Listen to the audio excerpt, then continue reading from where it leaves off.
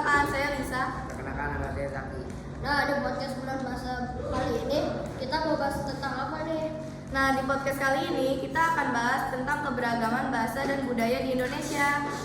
Nah, kalian tahu nggak sih keragaman budaya merupakan keragam bahasa Indonesia yang tidak dimiliki bangsa lain? Kamu kira kita tahu nggak sih kalau Indonesia memiliki berapa pulau? Tahu dong, Indonesia memiliki lebih dari 17.000 pulau.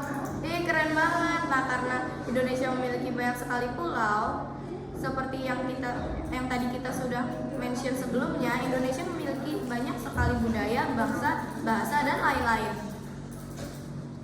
Salah satunya adalah tarian tradisional. Nah, kira-kira kamu tahu nggak sih contoh tari tradisional apa?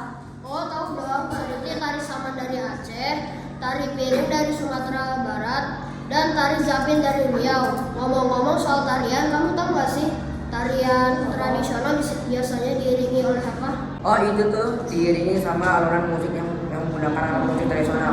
Ya, benar sekali. Biasanya tari tradisional diiringi oleh alunan musik yang dibuat menggunakan alat musik tradisional.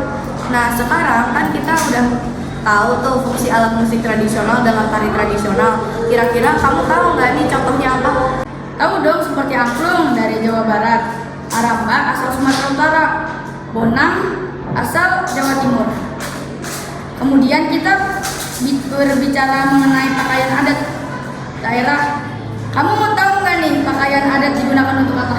Oh, pakaian adat digunakan untuk satu, sebagai simbol budaya. Pakaian adat seringkali menjadi simbol budaya, karakter penduduk daerah, keyakinan penduduk daerah, dan histori. Dua, sebagai penanda usia atau status sosial. Di berbagai daerah, pakaian adat memiliki beragam fungsi untuk menandai usia atau status sosial. Tiga, sebagai pelindung tubuh. Pakaian adat memiliki fungsi fisik sebagai pelindung. Empat, sebagai penghubung sesama anggota kaum. Pakaian adat memiliki fungsi sosial sebagai penghubung sesama anggota kaum. 5. Sebagai penanda perayaan hari besar. Pakaian adat seringkali digunakan pada acara perayaan hari besar. Nah, sekarang kan kita sudah mendalami nih tentang budaya. Nah, sekarang kita mau bahas apa lagi nih dalam podcast hari ini? Oh, kita bahas tentang bahasa yuk. Ayo. Nah, Nah, jadi kamu tahu nggak sih kenapa banyak sekali jumlah bahasa di Indonesia? Nggak tahu deh.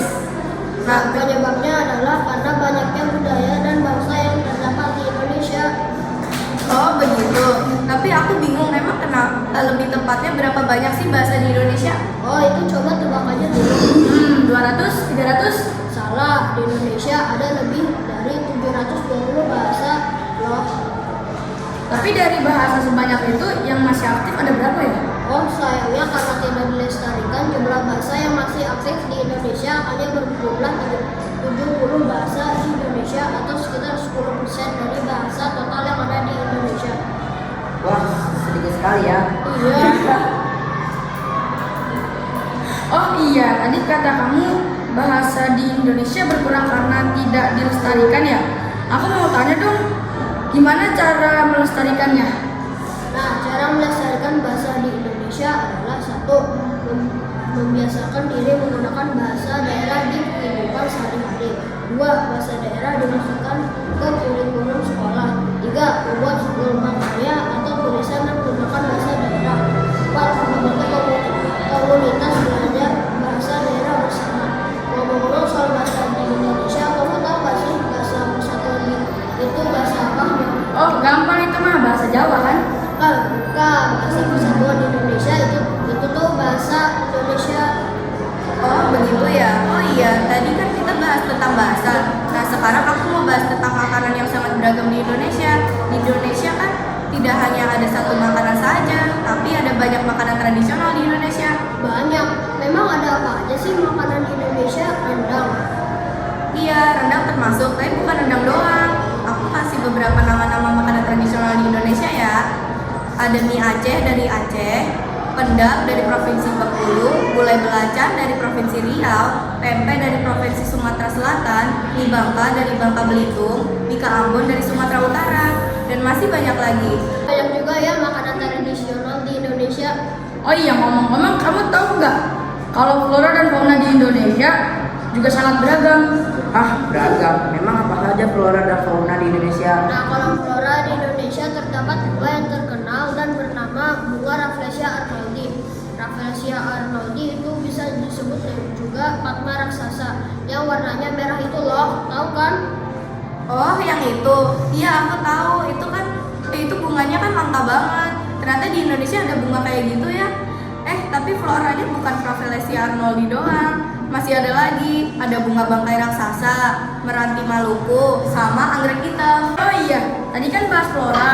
Nah, sekarang bahas fauna nih. Fauna di Indonesia itu ada banyak. Yang paling terkenal itu komodo. Komodo tuh ada habitatnya sendiri, yaitu di Pulau Komodo yang terletak di Kepulauan Nusa Tenggara. Ada fauna di Indonesia juga ada burung cendrawasih, kucing merah Kalimantan, harimau Sumatera, burung merak, dan masih banyak lagi. Wah, banyak juga ya fauna di Indonesia. Ternyata Indonesia negara yang begitu beragam ya. Iya. Oh iya guys, sekian dari percakapan kita.